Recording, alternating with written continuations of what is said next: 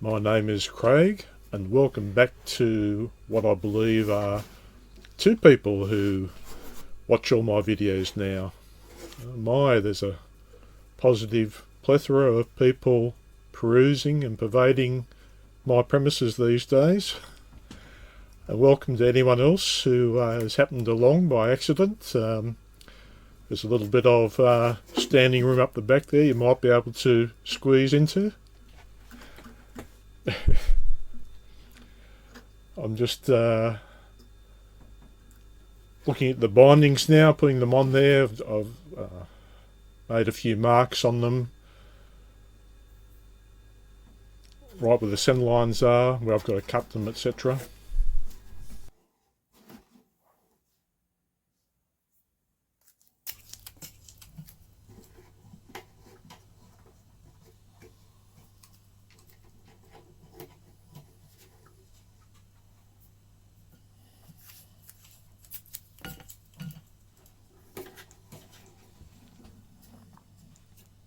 Little gap there, doesn't matter because that's where the neck is going to be placed, and we're going to cut that away anyway, and the heel will block the bottom of that. The back is more important, you'll be able to see that. So we need to be a bit more careful when we are joining the two sides of the binding strips together.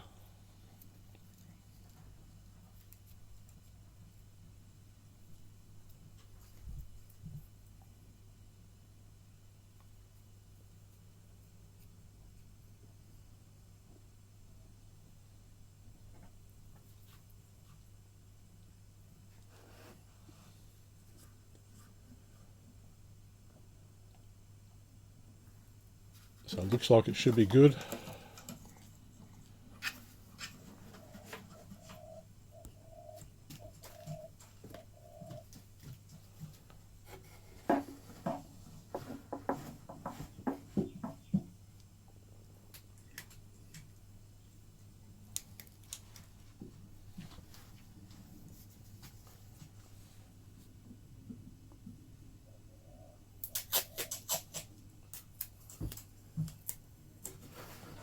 I use this tape when I'm actually putting the binding on after I've applied the glue, because you can stretch it out and exert a reasonable amount of force and pull the binding closer to the body of the guitar, which leaves less gaps. It's not perfect, but it does a pretty good job. You've got to be careful when you're taking it off the top, especially the spruce, because sometimes it might want to stick to the spruce and pull up some parts of the fibres of the top when you're removing the tape.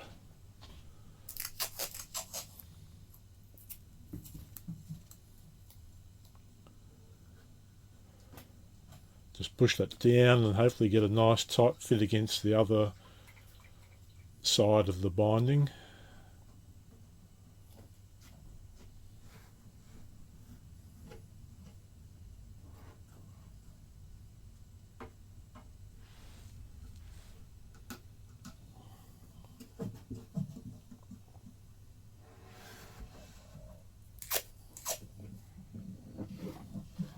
Use some clamps and rubber elastic bands as well sometimes to try and pull any parts a little bit more difficult to join onto the body. Top's finished.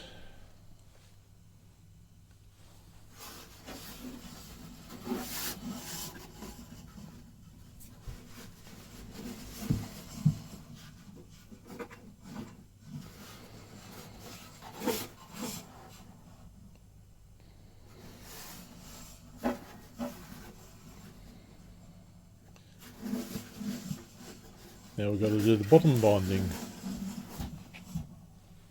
Do the same sort of procedure there, except it's a bit more, you've got to be a little bit more careful.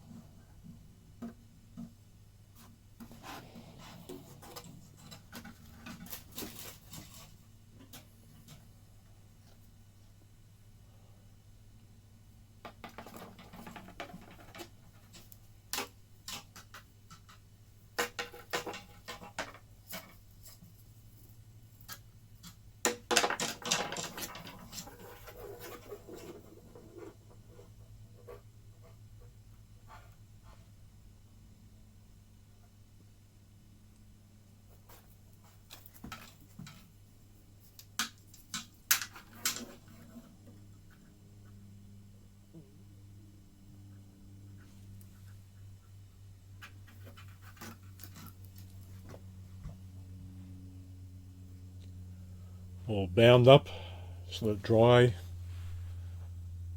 Do a little bit of sanding to get away any excess glue that's dried up.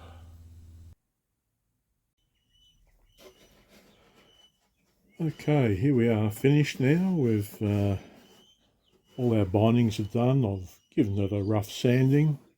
I've filled in any little gaps that we had that may have occurred. We had a few on the top. There was one over here that you can't see now. It's around there. There's one around here. Another one was over here somewhere and I can't see where it was. So they've been filled in just with simply I get some spruce sawdust or filings with about 400 grit sandpaper and mix it with some Titebond, drop a Titebond, and use a little toothpick to push it into any little gaps that might be around. And after it dries, just sand it off and you can't tell the difference. And same on the back there. This time I use a little bit of Blackheart sassafras with some, again with some Titebond. Don't use your CVA type glues or your such as these, because they tend to discolour the wood. Light woods anyway. They're very good for dark woods, but for light woods they can be problematic at times. So on the back as well, I don't know if you can see where they were. I can't remember where they were now, but they're fixed as well. Now, the other thing was the joining of these bindings around here. This one I'm not worried about there. I haven't even fully sanded that one there because we're going to cut that away shortly to be able to put the neck in. So I'm not worried about that one. This one I think you'll agree is pretty good. You can't see much there. It joins an angle, but it's difficult to see. Over here, I don't think you can even see that one at all. This one is probably the worst one. You can see it, but it's pretty fine. Should have been the best one, but that's the way it turns out. I might still have another go at fixing that little gap there. But overall, very happy with the way that the binding has turned out. I might have a quick listen to the sound again of this one.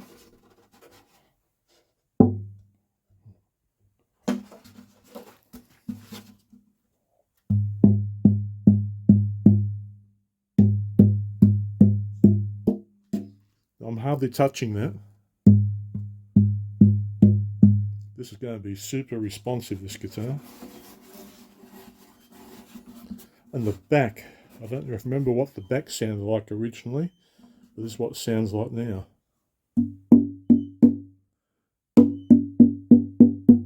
Very different. Very, very different.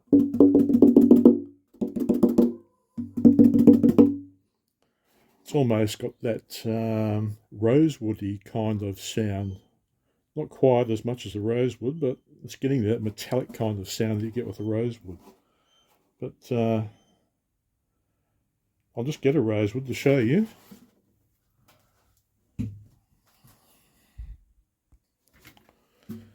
Okay, here's a rosewood kind of one. There's a cocobolo. See what it sounds like.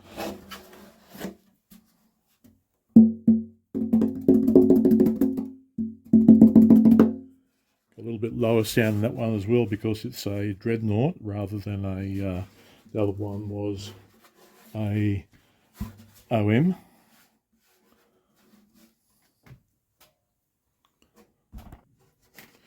So the next step is just simply to open this area up here, slide our neck in, do any small adjustments we need to make, and hopefully that won't be too much, and give this a bit of a final sanding, etc.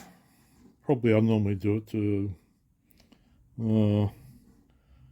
maybe about 320, maybe 400 depending on it, the wood, and it'll be ready for spraying after that, which will be a little bit of time yet because I've got to finish the neck, but it's looking good. Time frame's looking good as well. Thank you for watching.